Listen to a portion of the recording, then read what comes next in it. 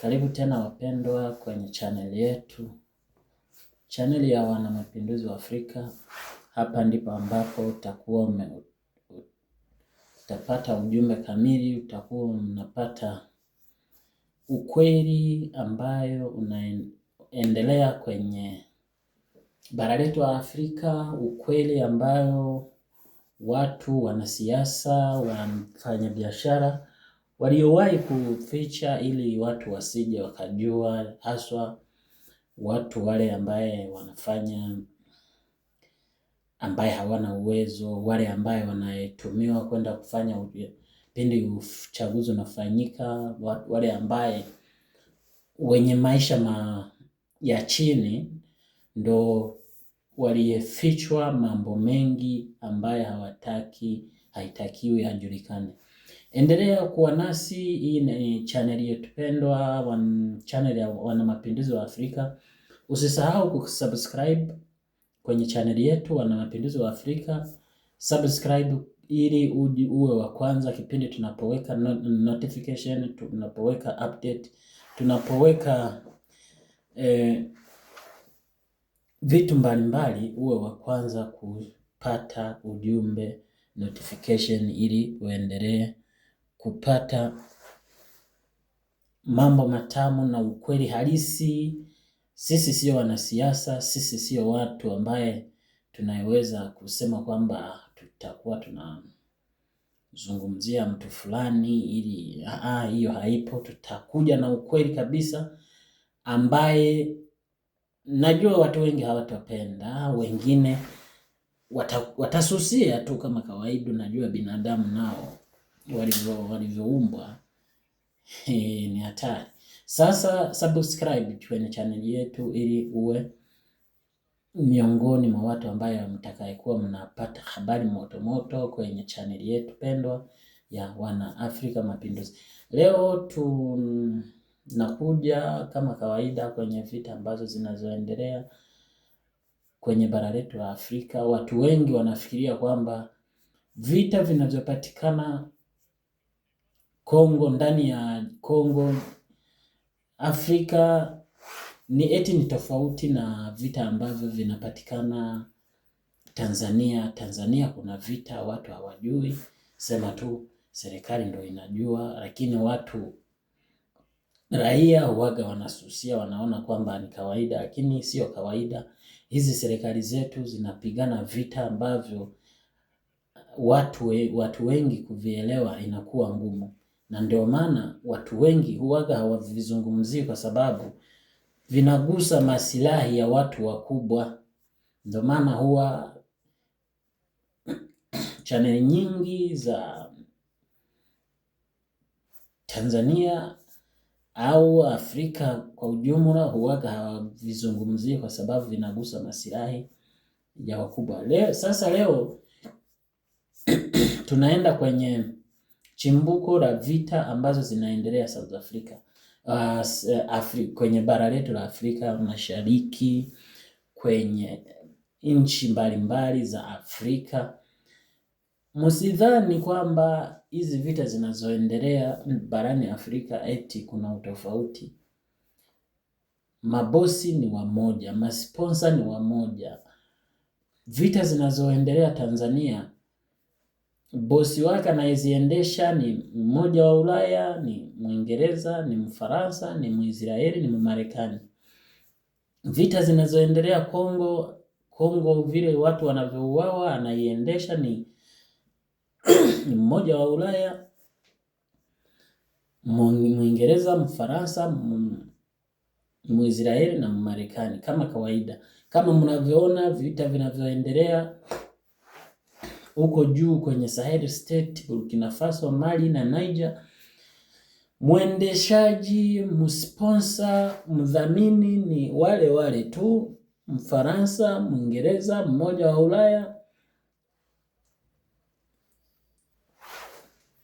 Mwisraeli na Mmarekani kama kawaida. Sasa na vita vinavyoendelea barani South Africa, kuna maandamano huko Afrika Kusini, kuna vurugu zinazoendelea kama vile vita vilivyotokea Angola, kila mtu anajua. Vita vya Msumbiji, kila mtu anajua.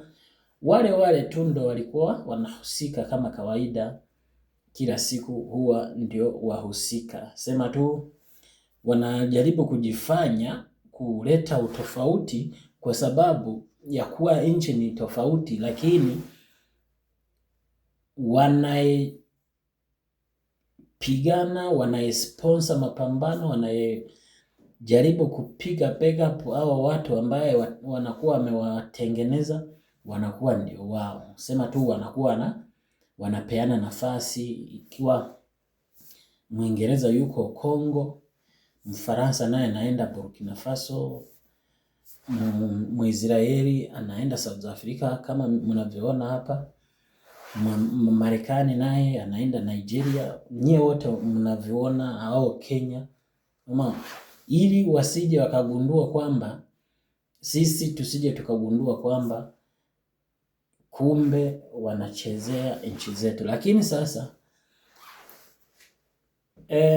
ukiangalia na vita vinavyoendelea sasa hivi huko mashariki ya Kongo, utagundua kwamba hapa kuna mkono wa wazungu.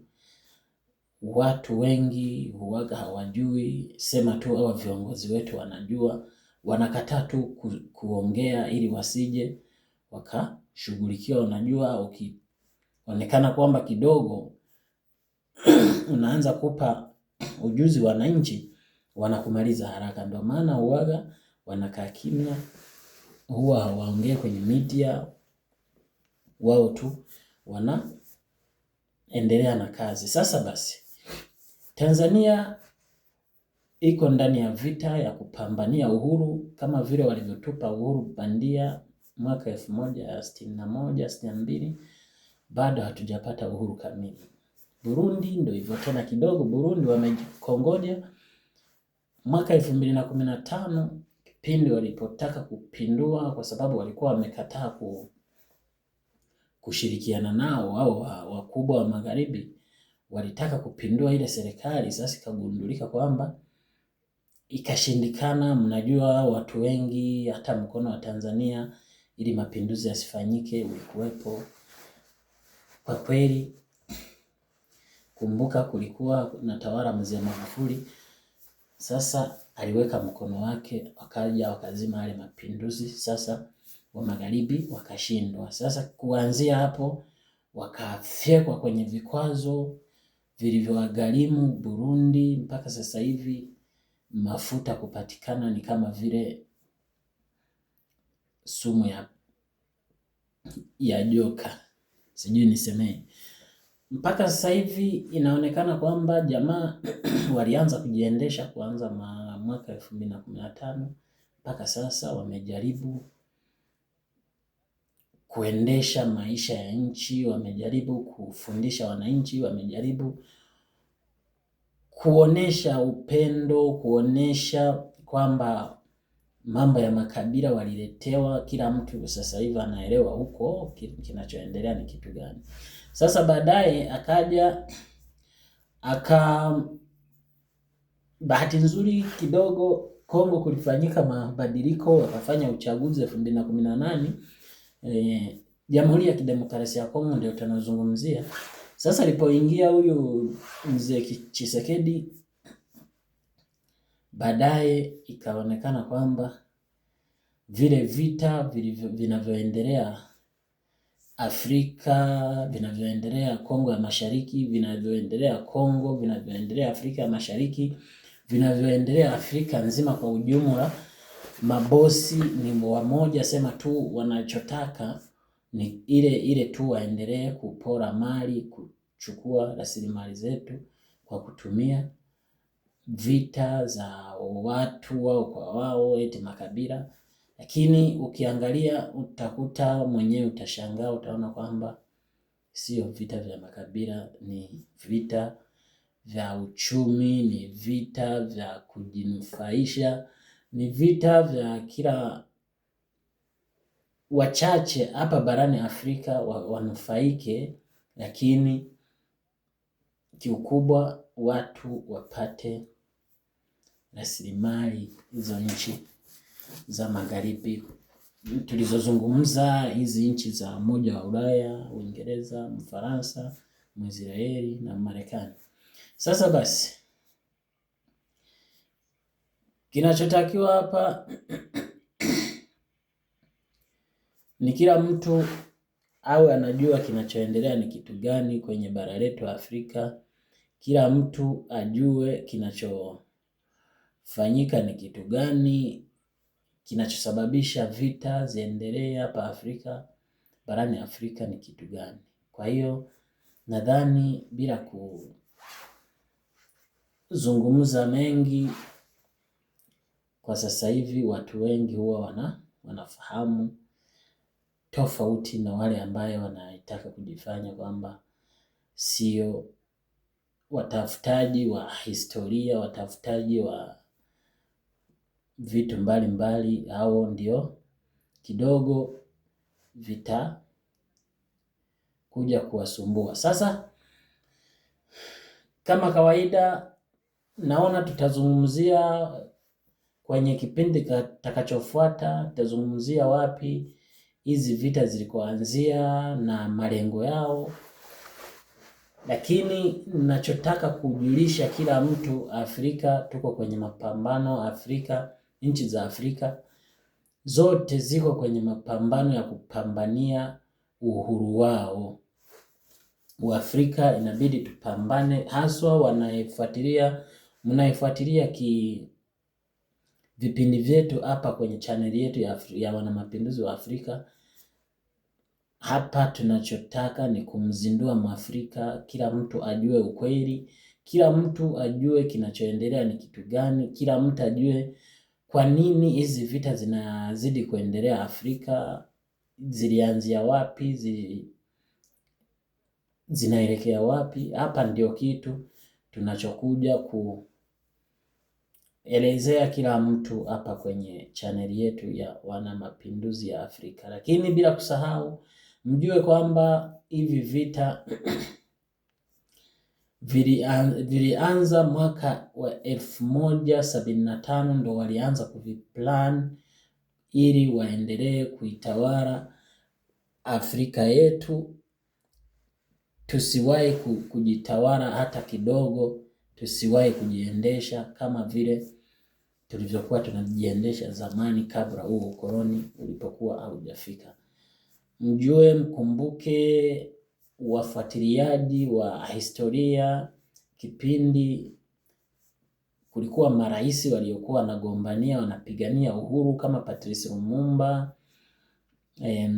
Haile Selassie, kuna Kwame Nkrumah, kuna Thomas Sankara. Thomas Sankara alipigania uhuru mwaka 1980 na kitu, sema tu walikuwepo wengine waliokuwa wameng'olewa kama wakina Idi Amin, Nduli Dada wa Uganda. Mnajua wana historia kubwa na walifanya mambo makubwa ambaye hajawahi kufanywa na rais yoyote kwenye century yetu. Baada yake hakuna aliyefanya vile alivyofanya mzee Idi Amin Dada.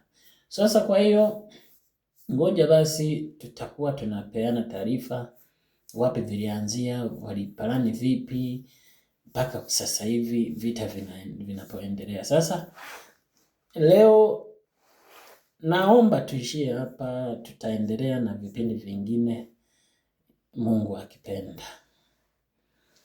Kwa heri, msisahau kusubscribe. Hii ni channel yetu, ni channel yenu, ni pale ambapo mtakapokuwa mnapata ukweli halisi. Hapa hatutazungumzia siasa, tutazizungumzia siasa lakini tutazungumza ukweli wake. Sio kwamba tutakuwa tunaficha kitu chochote. Kila mtu lazima ajue historia, kilichotokea na vilivyopangwa. Ndio maana tunaomba kila mtu ambaye atakayepata ujumbe asubscribe ili tutakapoweka ujumbe hapa au wa kwanza kupokea. Subscribe, like na ucomment kwenye video zetu ili tupeane mawazo. Asante.